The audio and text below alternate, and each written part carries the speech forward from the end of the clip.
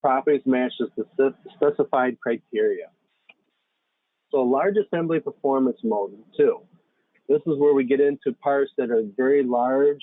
I know in the past I was working with Mack trucks, and they had, we'd load up a whole semi truck into solid edge, and the performance would slow down. Now we can add the large assembly performance to it, and they'll load a lot faster. So the new high performance mode for large assemblies to improve interactive performance. Several displays and interaction settings are forced to improve the performance and memory uses based on best practices for large assemblies, automatically activated as assembly size grows. The assembly enter mode based on total component count settings.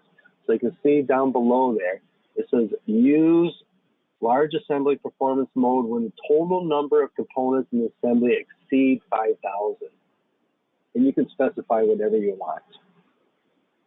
Okay, so several of the view tab settings. So if I come over here under my solid edge options and I go under view tab settings, they're inactive on performance mode when are inactive when performance mode is turned on. So you can see here, everything I've highlighted in red becomes inactive. So especially like showing hidden lines, showing shadows. I mean, those are big things. Next, we've got on the assembly tab settings, when are inactive, when the performance mode is also turned on, as you can see here, show dynamic movement, dim surrounding components, and inactive the hidden lines and unused components. So you can see there's 3 areas there that got turned off when the performance mode is turned on. So the display settings in the view overrides are disabled for improved performance. So you can see here under the view overrides, we got the silhouettes and the floor reflections, because I don't want to see the bottom of the part, because if I've got a very large assembly turned on. So some of your floor reflections, their floor shadows, the sharpness,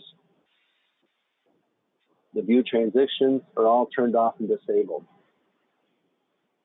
As an assembly grows in size, to do additional parts being added and part count exceeds the specified size for large assemblies in the large assembly mode will automatically turn on when the message is shown. So it's going to show you this message once you've exceeded that 2,000 parts.